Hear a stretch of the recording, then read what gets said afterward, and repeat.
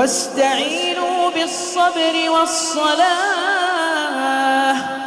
وإنها لكبيرة إلا على الخاشعين الذين يظنون أنهم ملاقو ربهم وأنهم إليه راجعون.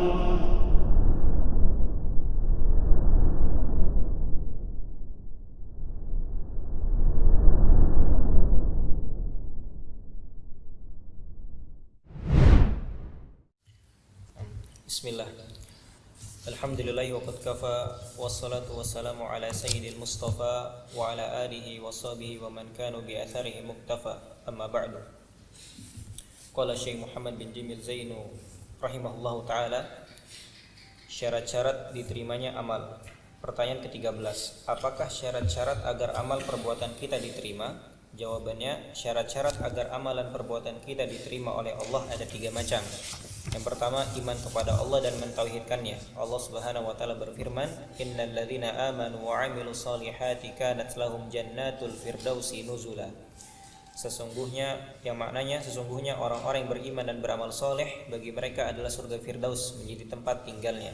Dan Nabi SAW bersabda, "Qul amantu billahi tsumma istaqim." Katakanlah, aku beriman kepada Allah, kemudian istiqomah, tetap teguh di jalan yang lurus. Baik, alhamdulillahirabbil alamin. Wassalatu wassalamu ala sayyidil mursalin wa ala alihi wa sahbihi wa man tabi'ahum bi ihsanin ila yaumiddin. Allahumma inna nas'alukal huda wat tuqa wal afaf wal ghina wa nas'aluka ilman nafi'a wa rizqan thayyiban wa amalan mutaqabbala. Ya ikhwas sekalian rahimani wa rahimakumullah. Kehidupan kita di dunia ini tujuannya adalah untuk beribadah kepada Allah Subhanahu wa taala. Ya.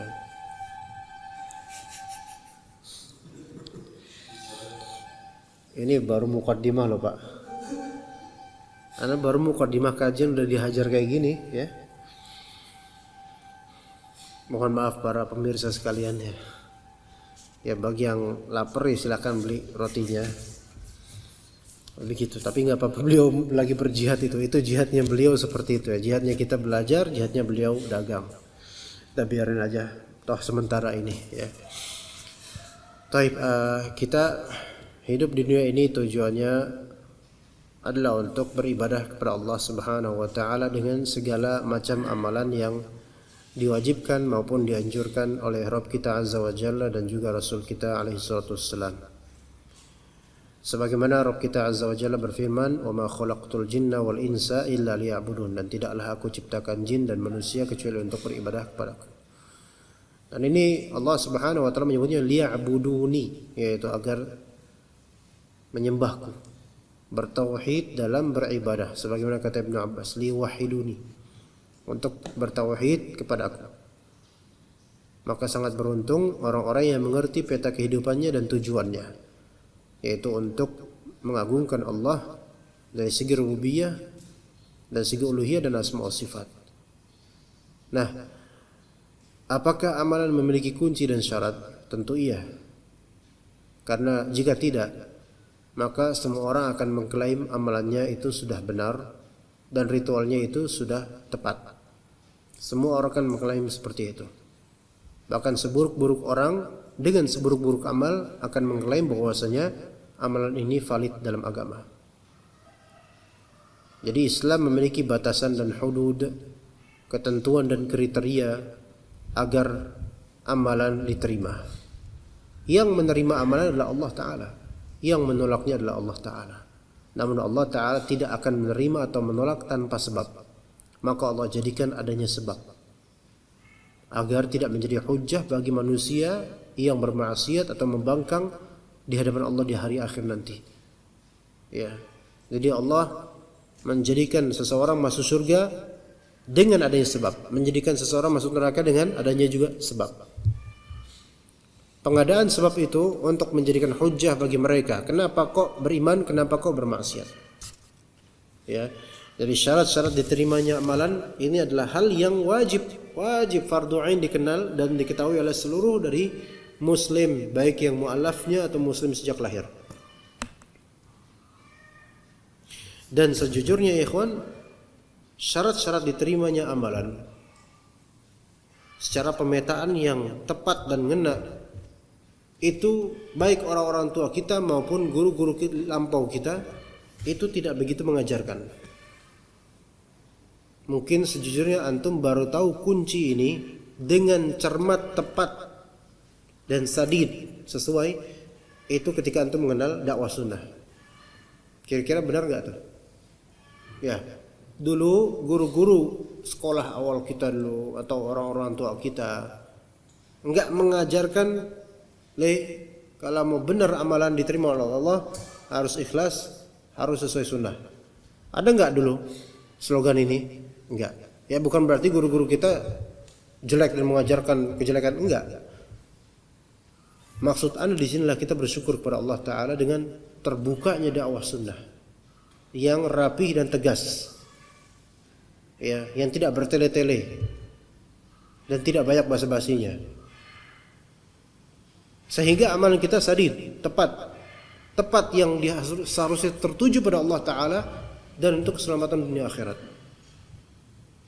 Jadi nggak basa-basi, nggak bidah-bidah, nggak syirik-syirik, ya. Itu yang Allah Ta'ala inginkan untuk hambanya. Tapi pertanyaan ke-13 di kitab ini, apakah syarat-syarat agar amal perbuatan kita diterima? Yaitu apa saja sih syarat-syarat diterimanya amalan? Jawaban, syarat-syarat agar amal perbuatan kita diterima oleh Allah ada 3 macam. Pertama, iman kepada Allah dan mentauhidkannya. Beriman kepada Allah dan mentauhidkan Allah Ta'ala. Walaupun syarat ini sebenarnya bisa dimasukkan ke ikhlas sebenarnya, tapi dipisah karena kadang-kadang bisa dijadikan sebagai bumerang oleh orang-orang kafir atau musyrik. Bahwasanya kata mereka agama itu sama, agama itu ibarat piramid. Kayak gimana penjabarannya? Agama ibarat piramid, ya enggak? Piramid kayak gimana? Ujungnya kan mengerucut. Nah, ini agama Hindu, Buddha, Islam, Kristen, Yahudi dan seterusnya. Semua sama-sama kan ke Tuhan. Gitu lah ya. Oke. Yang penting kan niatnya baik, ikhlas. Ya kan? Kemudian dia udah tulus dan dia ikut dengan syariat Nabi Muhammad. Tapi dia masih Yahudi, masih Nasrani. Itu kira-kira diterima enggak amalannya? Enggak diterima. Tapi sekarang sebagian dari orang Nasrani, mereka melakukan sahur di bulan Ramadan dan kemudian mereka puasa seperti puasanya orang Islam. Mereka buka setelah beduk maghrib. Sebenarnya buka kan setelah matahari terbenam ya, tapi di Indonesia setelah beduk maghrib, ya. Bahkan sampai ada iklan sirup beduk juga pada buka tuh, ya kan? Nah, itu mereka ikhlas mengharapkan pahala dari Tuhan, kata mereka gitu. Oke lah, anggaplah mereka ikhlas. Dan cara puasa mereka juga sesuai sunnah. Niatan puasa lillahi ta'ala. Bahkan mereka mungkin jangan-jangan ada yang menghafal nawaitu shauma ghadin an ada'i fardhi syahri ramadhana hadhihi sanati lillahi ta'ala. Gitu. Ya. Puasa. Masya Allah. Dan puasanya bertakwa gitu, maksudnya wah diam gitu, nggak bermaksiat, nggak apa. Misalnya kalau antum ditanya itu sah atau enggak amalnya, nggak diterima oleh Allah, nggak sah. Loh kenapa? Kafir. Maka tuturkan kepadanya syarat ini, iman kepada Allah dan mentauhidkan Allah, karena dia belum Islam, bukan mukmin, bukan beriman. Innalladzi, kata Rabb kita azza wa jalla, innalladzina amanu wa 'amilus solihati kanat lahum jannatul firdausi nuzula. Sesungguhnya orang-orang yang beriman dan beramal saleh, maka bagi mereka adalah surga Firdaus menjadi tempat tinggal. Di sini dikorinkan iman dengan amalan saleh. Apakah iman dan amal saleh itu berbeda? Sebenarnya hakikatnya satu kesatuan. Tetapi ketika dijabarkan dalam satu konteks seperti ini, iman disebutkan, amal saleh disebutkan, maka masing-masing memiliki porsinya. Yaitu iman di sini hal-hal yang imma dimaknai sebagai gerbang Islam atau dimaknai sebagai amalan batin seperti keyakinan, akidah dan niatan. Adapun wa amilus salihat itu dimaknai oleh sebagian sebagai amalan-amalan yang zahir, tapi wallahu alam tetap kita katakan amanu wa amilus salihat satu kesatuan, suatu kelaziman satu sama lain. Jadi iman dan amal saleh itu mutalaziman istilahnya. Mutalaziman artinya apa? Melazimkan satu sama lain. Nah, kalau misalnya antum beriman harus punya amalan saleh, beramal saleh. Lah kalau antum beramal saleh harus punya iman. Iman tidak sah tanpa amalan, itu menurut Ahlus Sunnah wal Jamaah. Dan amalan juga tidak sah tanpa iman, sahih enggak? Maka ini menjadi satu kesatuan, enggak bisa dipisah. Dan ini menjadi hujjah bagi kaum muslimin bahwasanya orang kalau beriman harus punya amalan soleh. Yang wajib dulu ditekankan, baru kemudian sunnah. Jadi innal ladzina amanu wa amilus solihat kanat lahum jannatul firdausi nuzula. Bagi mereka adalah surga Firdaus menjadi tempat tinggal mereka. Surga Firdaus. Semoga Allah Ta'ala masukkan antum ke surga Allah. Juga Ikin, Alwi, Miftah, Dika, dan perkenankan anda juga untuk masuk surga Allah Ta'ala. Semoga Allah Ta'ala panjangkan umur anda dan juga antum di atas keberkahan dan ketakwaan dari Allah Subhanahu Wa Ta'ala. Kita memohon kepada Allah Ta'ala umurnya panjang dalam kebaikan. Sekarang banyak dari saudara-saudara kita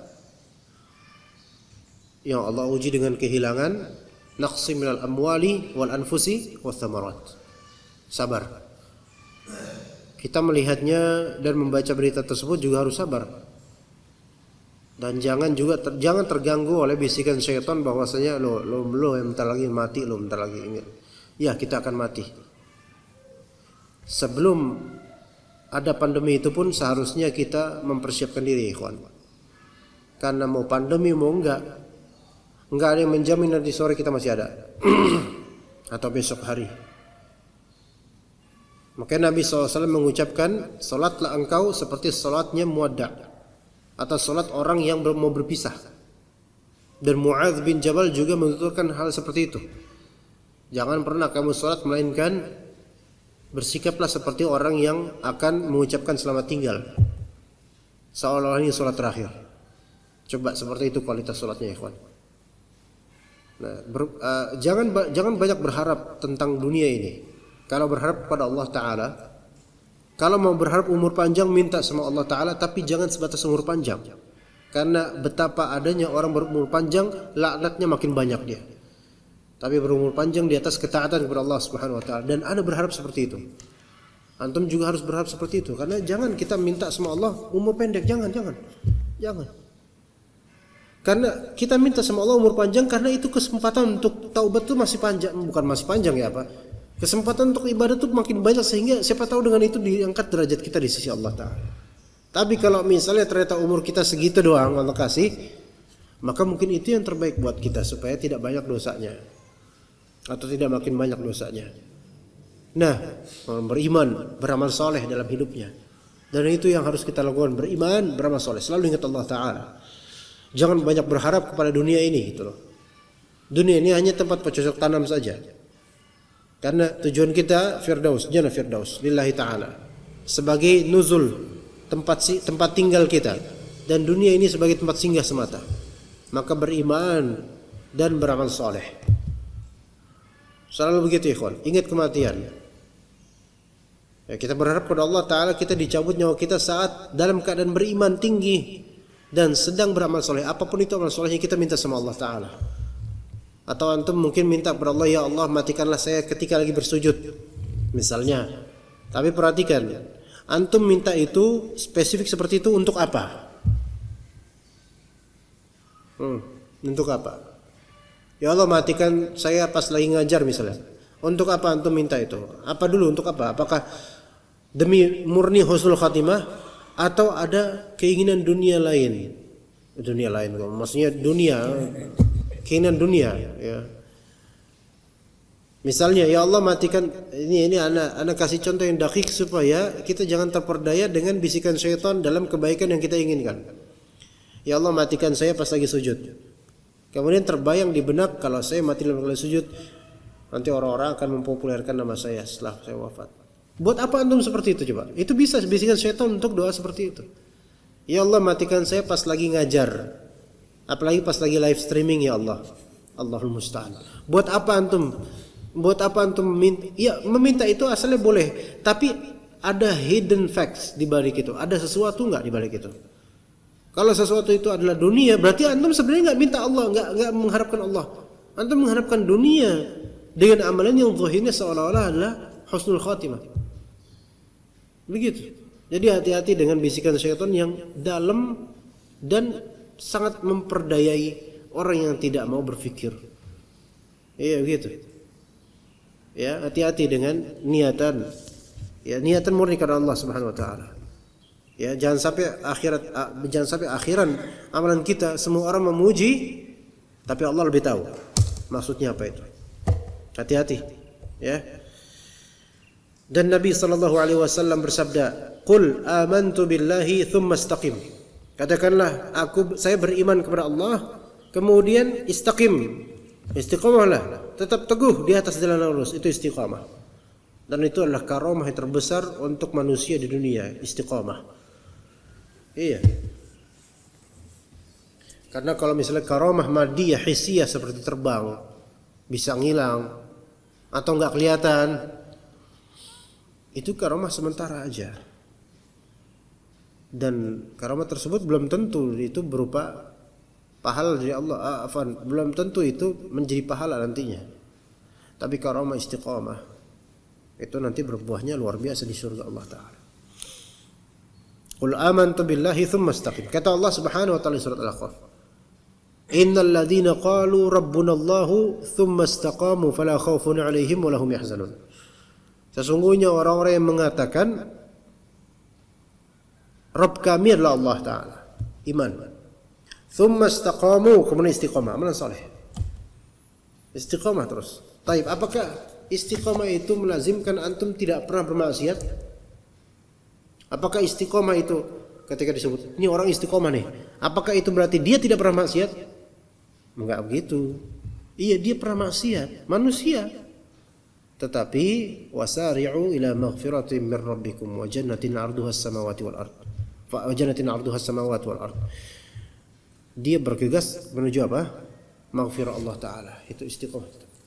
Maka orang yang mustaqim itu bukanlah orang yang enggak pernah maksiat, karena kalau itu disyaratkan, antum bicara istiqomah itu enggak pernah maksiat, itu syaratnya enggak ada orang bisa istiqomah. Ya enggak? Apalagi anak. Bahkan hatta ustaz-ustaz kita, guru-guru kita atau syekh-syekh kita, mungkin enggak ada yang bisa istiqomah. Karena disyaratkan enggak boleh ada dosa. Enggak bisa. Maka bagaimana tetap disebut istiqamah namun punya dosa? Langsung segera wa atbi'is sayyi'atal hasanata tamhuha. Segera turutkan setelah keburukan itu, antum langsung istighfar, taubat pada Allah, sedekah, lakukan hal kebaikan sehingga tertutuplah keburukan-keburukan tersebut, apalagi di zaman sekarang. Ya. Maka siapa yang beriman mengatakan Rabbuna Allah kemudian istiqamah, maka tiada rasa takut buat dia dan tiada ada rasa sedih ya akan dunia. Baik, lanjut, fadhal. Ahsanallahu ilaikum.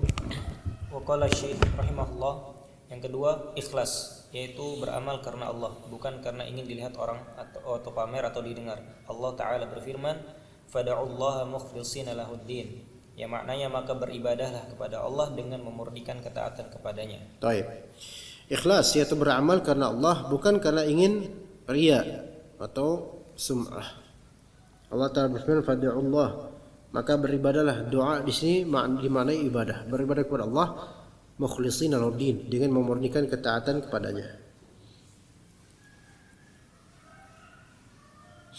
Apa bedanya riya atau sum'ah dengan ujub, ikhwan? Riya dan sum'ah itu biasanya ketika beramal. Ujub itu biasanya setelah beramal. Itu salah satunya. Salah satu perbedaan ya. Perbedaan kedua, Riya dan sum'ah itu hanya di babul ibadah, di pintu di masalah ibadah saja. Adapun ujub itu bisa di semua masalah, baik ibadah maupun dunia. Kalau riya di dunia itu bukan hal yang dibahas di agama, ikhwan. Riya karena dunia. Antum punya mobil bagus dan antum senang ketika orang melihat mobil antum. Itu riya bukan secara bahasa. Pengen dilihat enggak? Tapi itu riya secara agama enggak? Enggak masalah, itu fadhol, enggak masalah, ya enggak? Enggak masalah. Ya, misal dalam masalah dunia lainnya, antum punya apa ikhwan? Antum punya apa emang? Kayaknya antum enggak punya apa-apa. Sebagaimana kata sahabat Nabi, bagaimana seseorang pakaiannya bagus, sendalnya bagus ya, boleh nggak punya sendal bagus? Boleh, itu nggak masalah kan? Tapi orang sendal bagus untuk dilihat sendalnya, mungkin nggak? Sendalnya bagus, misal sendalnya namanya apa?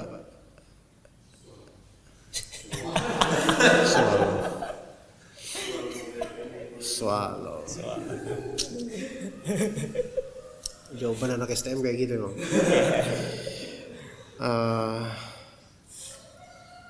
Ager, ya Ager, ya. Kan ada merek itu, ada tulisannya Ager gitu. Bagus tuh, ya, dan masih baru. Ya. Orang-orang liatin sendal antum, jadi orang lebih memilih melihat sendal antum daripada muka antum. Ini pamer gak dia? Pamer, type. Tapi dia pamer nggak mesti ujub. Orang pamer kepemilikan nggak mesti ujub, nggak mesti ujub. Dari sini dia pengen dilihat nggak? Secara bahasa dia ria nggak? Secara bahasa ya, pengen dilihat. Tapi dia masuk ria di dalam bab ibadah nggak? Nggak. Nah, bahkan sebagaimana kata Nabi Sallallahu Alaihi Wasallam, kalau Allah Taala memberimu nikmat, maka Allah sangat suka ketika antum memperlihatkan nikmat tersebut, ya enggak? Oke. Antum menunaikan sunnah tersebut, Allah Ta'ala merezekikan antum pakaian yang bagus, oke? Taib. Antum kemudian senang enggak dengan pakaian tersebut? Wajar enggak antum senang? Wajar. Antum pakai pakaian tersebut dengan niatan mengikuti sunnah itu, yaitu Allah suka ketika kebaikannya ditampakkan, oke? Antum pengen dilihat baju antum bagus, tapi ini dalam rangka apa? Antum senang dengan baju ini, bukan antum ujub takabur dengannya, bukan. Dan antum dalam rangka merealisasikan hadis tadi. Taib, ini jadi ibadah enggak? Dalam satu sisi ini adalah riya secara bahasa, bukan secara syar'i, dan dalam satu sisi inilah izharnya syar'i gitu loh. Jadi antum dapat pahala, enggak dapat dosa. Sampai sini paham enggak ya, ikhwan? Selama antum tidak ada ujub di pakaian tersebut dan tidak ada kiber. Gimana? Paham? Oke. Contoh lain misalnya, dianjurkan ke masjid berpakaian dengan busana yang terbaik. Apalagi kalau Jumatan, gitu kan ya? Sunnah. Oke? Sunnah juga kalau Jumatan pakai minyak wangi. Tahir. Antum pakai pakaian terbaik yang antum punya. Antum pakai minyak wangi yang paling bagus, yang paling disukai oleh banyak orang. Tujuan antum di sini pertama ibadah, bukan? Ibadah dengan menunaikan sunnah tersebut. Itu pertama. Kedua, antum kepengen nggak aroma antum dicium sama orang? Iya. Kalau antum nggak pengen, nggak mau dicium, akhirnya antum apa? Sholat sendiri nanti ke toilet. Ini nggak ada yang nyium antum. Tapi antum pengen orang senang dengan aroma tersebut, ya. Dan antum nggak bermaksud dagang, nggak bermaksud itu enggak. Ya, pakaian antum bagus, baju kokonya motifnya misalnya motif kerang, baju koko motif kerang, ya. Di sini motif kaki kambing, ceker kambing, misalnya. Misalnya ketika itu lagi bagus-bagusnya ngetren gitu loh, ya. Kemudian sarung antum mereknya IHBS misalnya, ya. Misal aja, ya, nah bahasa promosi sekolah orang gitu. Misal aja, ya. Itu sarungnya bagus, orang lihat masya Allah bagus. Dan di sini ya dilihat di hati antum. Kalau maksud antum menunaikan sunnah tadi, antum dapat pahala. Walaupun antum pengen supaya orang tuh suka dengan pakaian antum. Tapi kalau antum bermaksud di sini apa? Ujub. Lihat sarung mana mahal. Terus sambil ngeliatin sarung orang lain. Telas. Masa judulnya telas? Iya. Itu wadikin. Anu dong. Ya beres. Kalau itu maksudnya ya. Ya. Satu lagi. Hah? Satu lagi. Gajah Apa? tepar.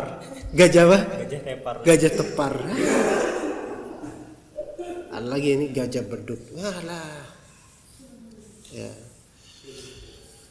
Nah, kalau itu maksud antum, maka ini ujub. Ini ujub udah. Bernilai pahala enggak? Enggak, malah di dosa. Makanya ujub itu biasanya di masalah duniawiyah. Di sini antum enggak mengibadah, antum duniawiyah, murni duniawiyah. Iya, murni duniawiyah. Iya betul, salat zina pakai perhiasan bagus ya, atau berhias dengan baik gitu loh, laki-laki.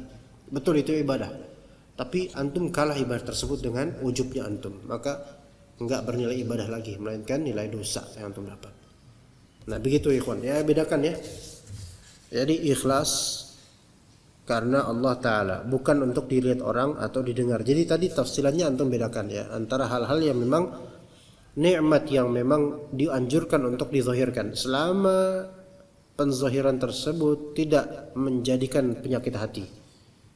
Muskilahnya sekarang kalau sebagian dari kita pakai pakaian yang mewah dan bagus, karena nggak biasa pakai itu, akhirnya hati terganggu, makanya dia anjurkan tidak. Bagi yang nggak biasa pakai sarung mewah, ya kan biasa ada sarung IHBS tadi mewah kan, kalau nggak biasa nggak usah dipakai. Kecuali hari raya mungkin ya, atau Jumatan. Tapi kalau udah biasa itu rasanya sama, wallah. Anda merasakannya sama. Sarung ini dikit.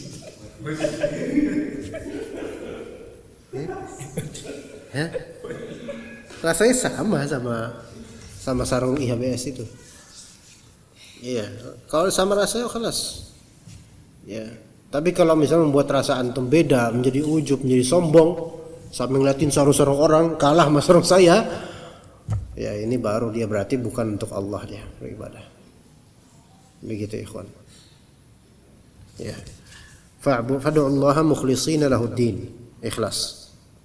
Ikhlas di sini disebutkan oleh Syekh Ar-Ruhaili rahimahullah, wa huwa iqbalul qalbi 'ala Allah.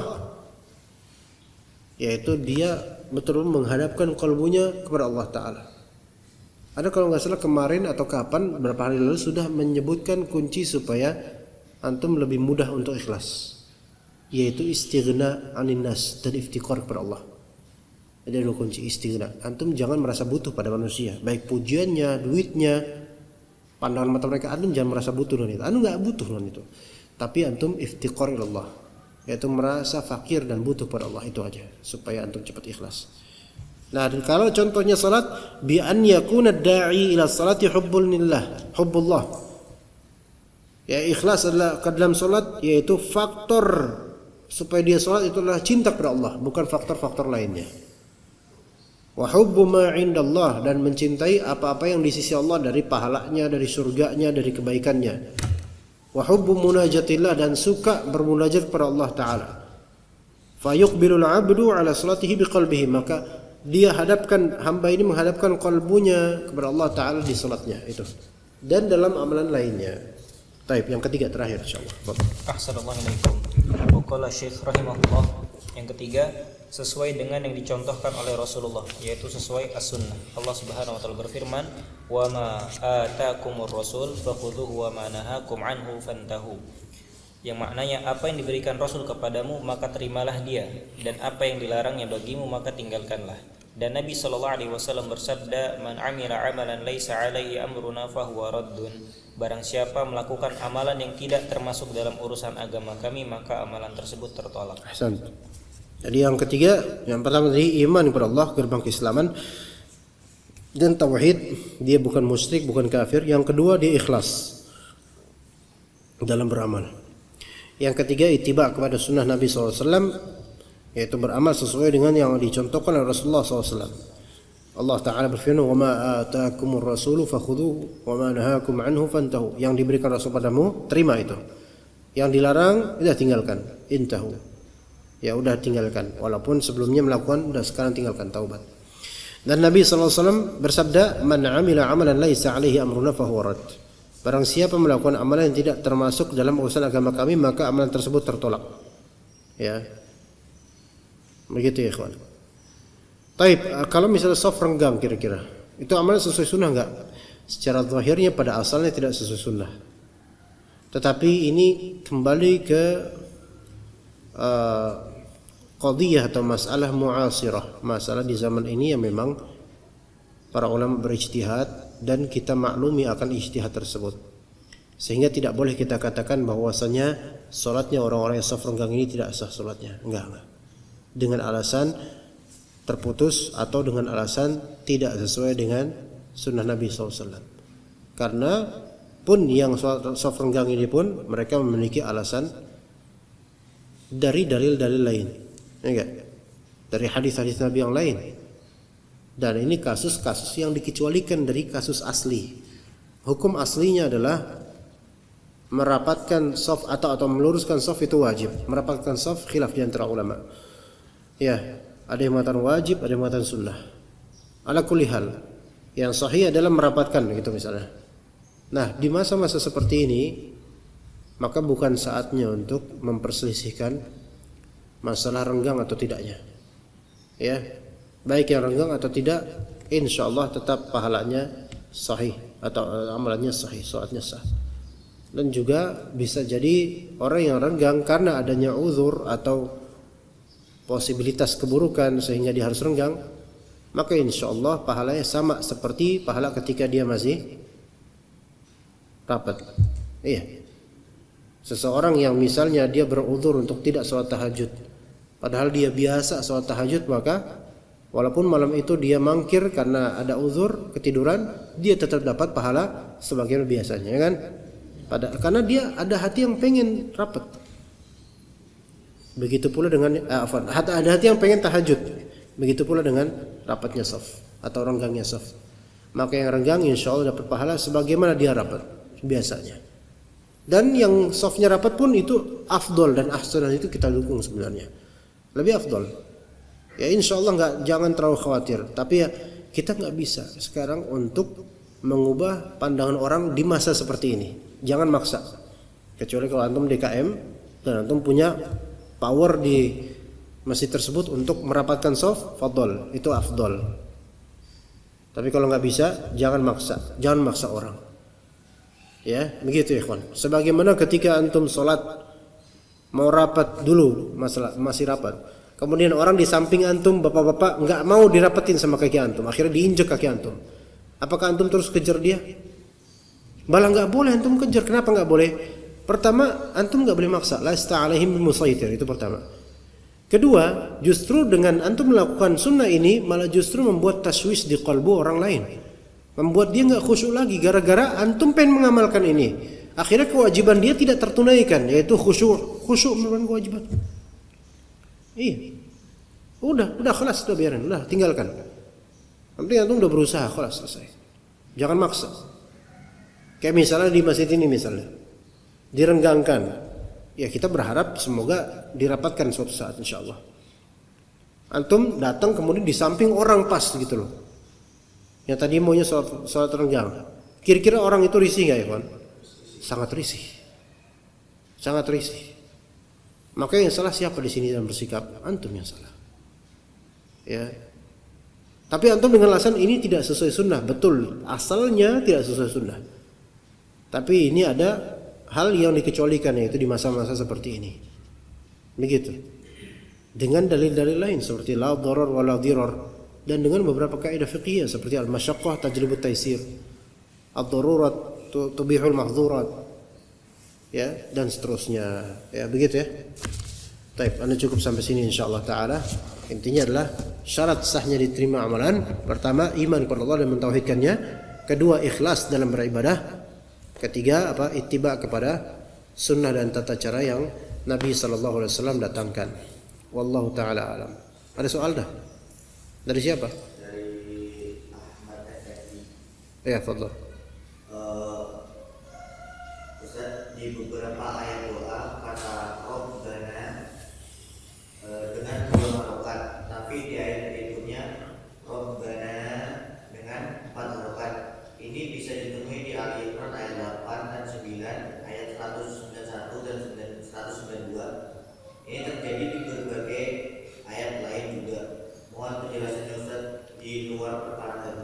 Taib. Jadi Rabbana ini kan masalah dia kan kemudian musyaddadah, kemudian setelahnya ada hamzah, ya. Dan kemudian berikutnya kan apa dulu setelah itu hurufnya. Jadi ini masalah mad dalam tajwid, imma dia mad tabi'i atau imma dia mad jaiz munfasil. Ada mau nanya sama orangnya nggak ada di sini gitu.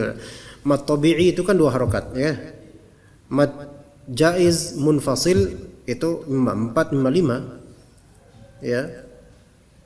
Dan itu tergantung dengan huruf apa yang ada setelah mad tersebut, setelah alif atau hamzah tersebut. Rabbana, kalau misal setelahnya ada hamzah lagi seperti Rabbana atina, betul nggak? Gimana habis? Itu mad apa namanya?